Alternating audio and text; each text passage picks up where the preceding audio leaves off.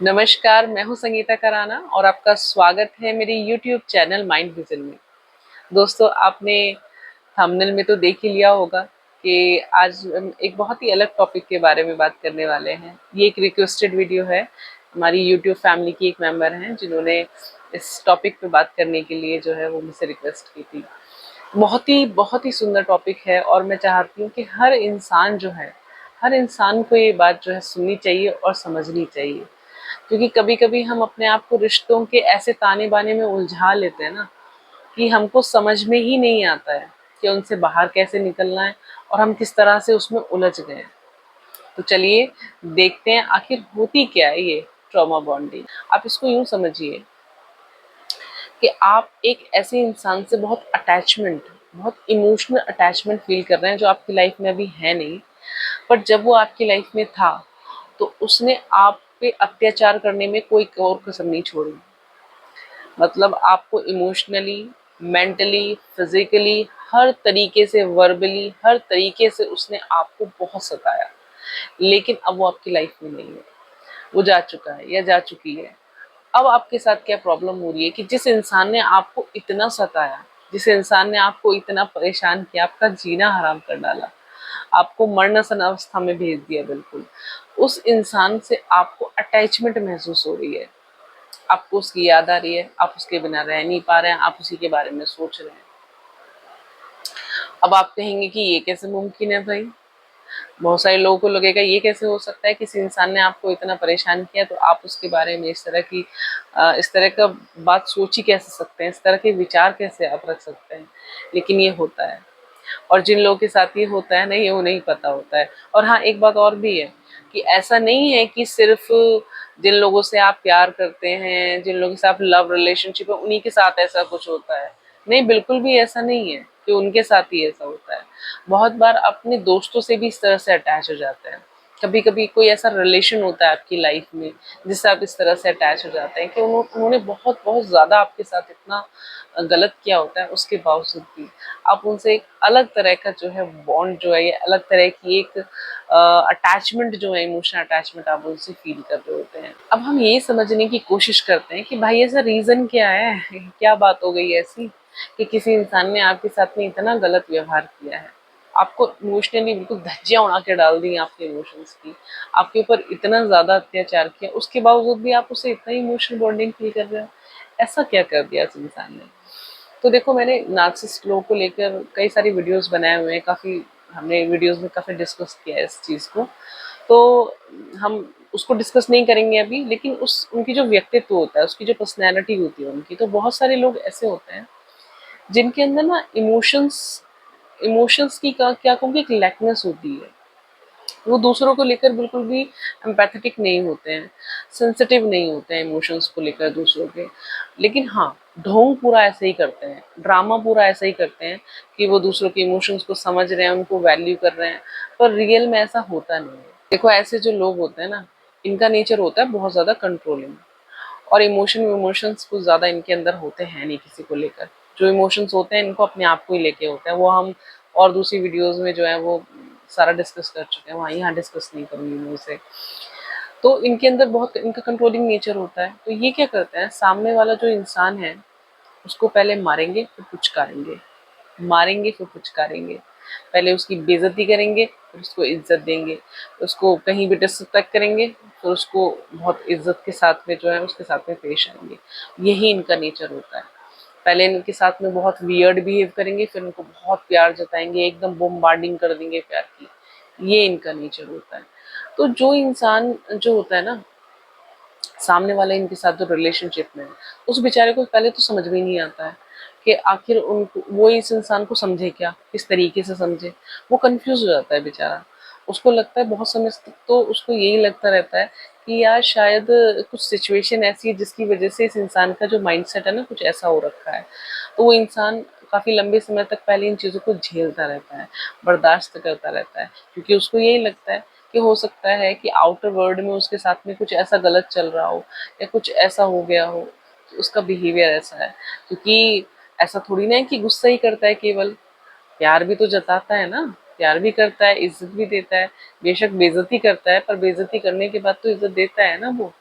तो इंसान के दिमाग को इस तरह से ऐसे लोग जो कंफ्यूज करके रखते हैं, तो वो सामने वाला जो होता है बेचारा इतना कंफ्यूज रहता है, उसको समझ ही नहीं आता कि उसको उसको इसके बारे में सोचना क्या है, किस तरह के व्यक्ति है, उनको समझ में ही नहीं आती है ये। इसीलिए ऐसे रिलेशनशिप से बाहर निकलने में ना लोगों को बहुत ज्यादा समय लग जाता है।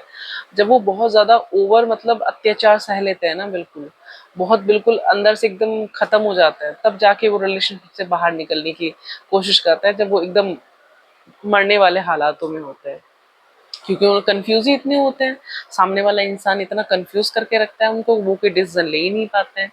जब भी वो लाइफ में ऐसा सोचते हैं कि चलो यार मैं इस इंसान को छोड़ के आगे बढ़ता हूँ, या ठीक है अब तो जो है इस इंसान से बिल्कुल रास्ता बदल देना है, तो वो इंसान अपना बिहेवियर चेंज कर लेता है। तो आप कंफ्यूज हो जाते हो, आपको लगता है यार अभी तो ऐसा था, अभी फिर वैसा जो है वो प्यार जता रहा है, अभी तो जूते मार रहा था, अभी वो कुछ कर रहा है, तो आपको समझ ही नहीं आता है, आप इतने कंफ्यूज हो जाते हो। वो इंसान आपकी लाइफ में, लेकिन इतने साल तो आप उसके साथ रहे हो ना, तो उसने तो पूरा चक्रव्यूह ऐसा रचा था ना आपके लिए, कि ताकि आप इसी तरह से कंफ्यूज रहो और आपके उसकी रियल पर्सनैलिटी को आप समझ ही ना सको, और आप कोई डिसीजन ना ले सको।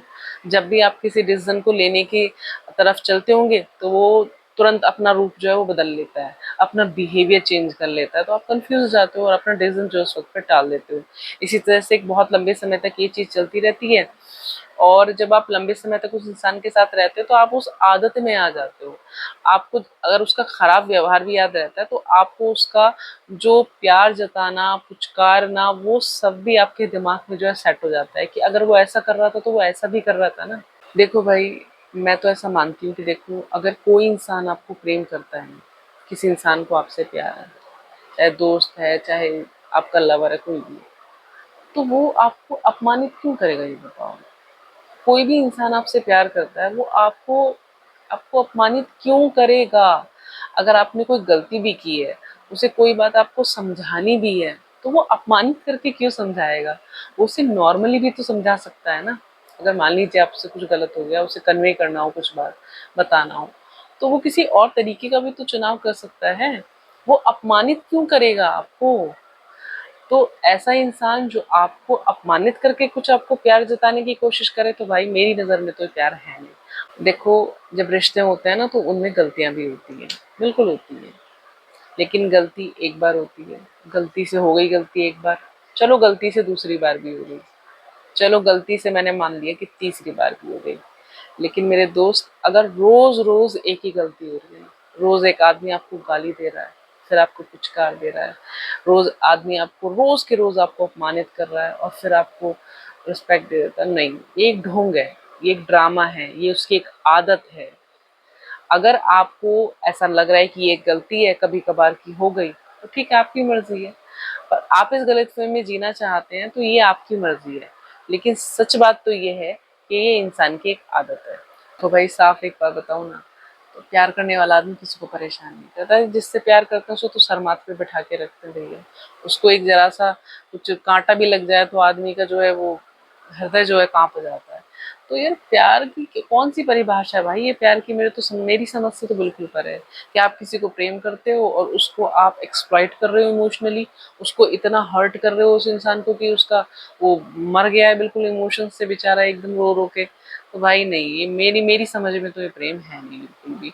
आप गलतफहमी पालना चाहते हो कि ये प्रेम है, तो आपकी मर्जी है। ये सब बातें जो मैंने अभी बताई, ये सब बताने का मतलब, मेरा पर्पस सिर्फ इतना ही है कि आप एक ऐसे इंसान से इमोशनल बॉन्डिंग महसूस कर रहे हो, जिस इंसान ने आपके सारे इमोशंस को जो है बिल्कुल कुचल के रख दिया।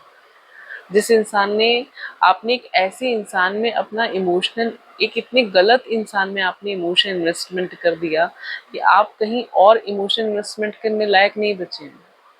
जब इंसान एक गलत इंसान के साथ इमोशन जोड़ लेता है ना, तो और वहाँ पर इमोशंस जो है, वहाँ पे ट्रस्ट जो है ब्रेक होता है। तो सच बात बता रही हूँ कि वो इंसान किसी भी दुनिया में किसी इंसान पर ट्रस्ट करने लायक नहीं बचता। देखो दोस्त, यहाँ पे ना समझने वाली बात एक ये है कि एक इंसान ने आपको इतने साल तक उसके साथ आप रहे, उसने आपको इमोशनली इतना टॉर्चर किया, आपको इमोशनली बिल्कुल खाली कर दिया, आपको ठीक है, मार डाला आपको, लेकिन अब आप उस इंसान के जाने के बाद भी उसके उस बर्डन को अभी भी आप कैरी कर रहे हो, उस इंसान को अभी भी आप कैरी कर रहे हो, तो आप तो और भी ज्यादा वर्स्ट स्थिति में हो। उसको कोई फ़र्क नहीं पड़ता है इन चीज़ों से। ऐसे लोग को फ़र्क नहीं पड़ता क्योंकि वो किसी से भी इमोशनली अटैच नहीं होते हैं। वो तो बहुत सेल्फ सेंटर्ड लोग होते हैं। तो आप अभी भी अगर उस बर्डन को कैरी कर रहे हो ना, तो आप अपने आप को बहुत ही वर्स्ट स्थिति में लेके जा रहे हो, मत करो। अब आप ना ये सोच रहे होगे कि यार मेरे को ये सब चीज़ें तो मालूम है, लेकिन फिर भी ना मेरे दिमाग में मतलब उसको लेकर ये चीज़ रहती है। तो उसका ना एक बहुत बड़ा रीज़न बताती हूँ मैं आपको कि आपके दिमाग में चीज़ें आती क्यों हैं, क्यों आप ऐसे सोचते हो किसी इंसान को लेकर। देखो कभी-कभी ना हमारी जो सोसाइटी होती है, हमारा जो अपब्रिंगिंग का तरीका होता है या हम जिस एनवायरनमेंट में रहते हैं, तो ये जो सब चीज़ें हैं ना मिलके कभी-कभी हमारे मन में एक अवधारणा बिठा देते हैं। मतलब एक ऐसा पैटर्न बना देते हैं थिंकिंग का, हमारे सोचने का, कि प्यार करने का ना यही तरीका होता है। कभी-कभी हमारे दिमाग में चीज़ें बैठा दी जाती हैं कि अगर कोई प्यार करता है ना तो 2-4 थप्पड़ भी लगा सकता है, 2-4 जूते भी मार सकता है, कोई बात नहीं ये तो चलता है, ये तो होता है। तो शायद हम या तो बचपन से ऐसी अपब्रिंगिंग हमारी रहती है, जिससे हमारे दिमाग में ऐसी चीज़ों को बिठा दिया जाता है और हम अपने दिमाग में इस चीज़ों को ऐसे कंसीव कर लेते हैं कि हाँ ठीक है, यही तरीका होता है प्यार जताने का। अब आप ना अपने आप से कुछ सवाल पूछना, अपने आप से ये सवाल पूछो कि आखिर मेरे लिए प्यार की डेफिनेशन क्या है? आप अपने आप से सवाल पूछो कि अगर कोई इंसान मुझे डिसरिस्पेक्ट करता है, मैं उसे बहुत प्यार करता हूँ या करती हूँ, और वो इंसान मेरे को डिसरिस्पेक्ट करता है, तो क्या ये सच में प्यार है? क्या मेरे लिए इस तरह का प्यार एक्सेप्टेबल है? क्या आपने कभी इस तरीके से सोचा भी है? देखो मुझे तो नहीं लगता कि कोई इंसान किसी के साथ में इतना गलत बर्ताव करे, उसके बाद भी आपको उससे इस तरह की अटैचमेंट फ़ील हो, नहीं हो सकता है ऐसा। लेकिन ये जो चीज़ है ना, ये चीज़ है आपका थिंकिंग पैटर्न। कभी-कभी मैंने बताया ना कि सोसाइटी हमारे दिमाग में ऐसी अवधारणाएँ बिठा देती है कि प्यार करने का यही तरीका होता है। अब आप अपने आप से सवाल पूछो, बहुत सारे सवाल पूछो अपने आप से कि अगर आप किसी को प्यार करते हो, तो आप उस प्यार में उसको मतलब उसकी बाउंड्रीज़ क्या होंगी? उसको कितना आप अलाउ करोगे अपने आप को डिसरिस्पेक्ट करने के लिए या अपने साथ में इस तरह का बिहेव करने के लिए, आपको इमोशनली एक्सप्लॉइट करने के लिए आप कितना अलाउ करोगे? अपने आप से एक सवाल करो। हो सकता है आपने कभी अपने आप से सवाल किए ही ना हो। आपने जो दुनिया ने आपको जो डेफ़िनिशन दिखाई प्यार की, जो दुनिया ने आपको समझाया, कभी-कभी आप लोग मूवीज़ से भी समझ लेते हो, कभी पिक्चर्स देखते हो, कभी किताबें पढ़ते हो। आपने अपने आप से कोई सवाल ना किए हो, सिर्फ़ आपने दूसरों को देखकर समझ लिया हो कि प्यार की डेफ़िनिशन तो यार ये होती है। 2 थप्पड़ खाना, 2 जूते खाना, 2 गाली खाना। भैया दुनिया में प्यार का ये कोई तरीका नहीं होता। मेरी नज़र में तो कम से कम नहीं होता है। किसी और की नज़र में मेरी नज़र में तो यह धारणा कतई नहीं है प्यार की, कि आप किसी इंसान को प्यार करते हो, आप उसको इमोशनली, फिज़िकली, मेंटली किसी भी तरीके से आप उसको परेशान नहीं करोगे, ना उसे परेशान देख सकते हो। प्यार की डेफ़िनेशन तो यही होती है। अब आपको खुद से ये बात पूछने की ज़रूरत है कि आपकी डेफ़िनेशन क्या है प्यार की? प्रॉब्लम ना हम बहुत सारे लोगों के साथ होती है कि हमने या तो सोसाइटी ने हमारे दिमाग में कुछ बैठा दिया या फिर हमने किसी को देख के सीख लिया। तो अपने आप से सवाल करने की आदत नहीं होती है हम लोग को, और जो लोग अपने आप से सवाल करते हैं ना, उनके आप देखना रिश्ते वो किस तरह से निभाते हैं, उनमें कितनी क्लैरिटी होती है हर चीज़ को लेकर। अगर आप किसी भी रिश्ते में जाते हो ना, किसी भी रिश्ते में जाने के बारे में सोच रहे हो, तो आप हमेशा अपने आप से सवाल करो। इस सब चीज़ को पीछे छोड़ दो कि सोसाइटी क्या है, उसकी उसने क्या धारणाएँ बनाई, सब छोड़ो। किसी चीज़ को अपने दिमाग में रखो ही मत। आप अपने आप से सवाल करो। अपने आप से आप ये बात पूछो कि मुझे कैसा पार्टनर चाहिए, मुझे कैसा दोस्त चाहिए, जो भी है। अपना आप पूरा बना के रखो अपने दिमाग में, इस चीज़ को सेट करके रखो कि अगर कोई इंसान मेरे साथ एक रिश्ते में है, तो उसको मैं किस हद तक अलाउ करूँ। उसकी बाउंड्रीज़ क्या-क्या होंगी? आपको ये सवाल अपने आप से ज़रूर करने चाहिए। जब आप इतनी क्लैरिटी रखोगे ना अपनी लाइफ़ में, तो मैं बिल्कुल डैम श्योर हूँ कि पहली बात तो कि इतनी नौबत आएगी नहीं कि कोई इंसान आपके साथ इतने आगे जाके इतनी आपके साथ में अत्याचार पे उतर आए या इतना ज़्यादा आपको एक्सप्लॉइट करे। अगर ऐसी कोई स्थिति बनती भी है, तो आपकी वहाँ क्लियर बाउंड्रीज़ होंगी। आप उस इंसान को जैसे ही वो बाउंड्री क्रॉस करने की कोशिश करेगा, तो आप उससे अपना रास्ता बदलिए, उसको अपने रास्ते पे छोड़िए, आप अपने रास्ते पे जाइए, ताकि आपकी जो लाइफ है ना, आपकी जो इमोशंस हैं, आपकी जो पर्सनैलिटी है, वो इफेक्ट ना हो इन चीज़ों से। तो आपको अपने आप को इतना प्रोटेक्ट करना आना चाहिए। अपने इमोशंस को प्रोटेक्ट करना हमारी एक पूरी रिस्पॉन्सिबिलिटी बनती है। अगर हम अपने इमोशंस को प्रोटेक्ट नहीं करेंगे भाई, तो कौन हमारे इमोशंस को प्रोटेक्ट करेगा? तो हमको जब इतना इमोशनली हम हर्ट फील करते हैं किसी इंसान के गलत बर्ताव से, तो कहीं ना कहीं हमारी भी गलती होती है। सारी की सारी गलती सामने वाले की नहीं होती है। हमने सामने वाले को कहीं ना कहीं इतनी इजाज़त दी, इतनी परमिशन हमने उसको दे दी थी कि वो हमारे साथ में इस हद तक बदतमीजी करे, इस हद तक वो नीचे गिर जाए हमारे साथ में, या हमको इतना एक्सप्लॉइट करे, तो ये गलती हमारी है। सबसे लास्ट में ना दोस्त, मैं यही बात कहूँगी कि सबसे इम्पोर्टेंट जो चीज़ होती है ना लाइफ में, वो होती है अपने आप से सवाल करना। हर चीज़ में अपने आप से सवाल करो, हर बात में अपने आप से सवाल करो कि मुझे क्या पसंद है, मुझे क्या चाहिए, मेरी भावनात्मक ज़रूरतें क्या हैं, मेरी शारीरिक ज़रूरतें, हर तरीके से जो भी आपको लगता है ना कि मुझे इस चीज़ में क्लैरिटी नहीं है, हर चीज़ में अपने आप से सवाल करो। जब आप अपने आप से सवाल करेंगे ना, तो आपको जवाब भी मिलेंगे, और आपको बहुत ही क्लैरिटी आ जाएगी अपनी लाइफ में कि मुझे किस तरह के लोगों से बात करनी है, मेरी इमोशनली ज़रूरतें क्या है, मुझे किस तरह के लोगों से दूरी बना के रखनी है, किस चीज़ों से मुझे परेशानी होती है, किस चीज़ों से मुझे खुशी मिलती है।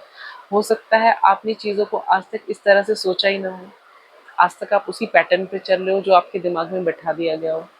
आप लाइफ को ना एक इस तरह से चेंज करके देखो अपनी लाइफ में एक, और मुझे लगता है आप इस तरह से अगर इस चीज़ को अडॉप्ट करके चेंज करेंगे ना, तो मुझे लगता है आपकी लाइफ में बहुत ही पॉजिटिव चेंजेस आएंगे। ये मैं पूरी श्योरिटी के साथ में कहती हूँ। आप एक बार इन चेंज को अपनाइए और अपनी लाइफ में देखिए कितने खूबसूरत परिवर्तन होते हैं। और हाँ, मुझसे साझा करना बिल्कुल मत भूलिएगा।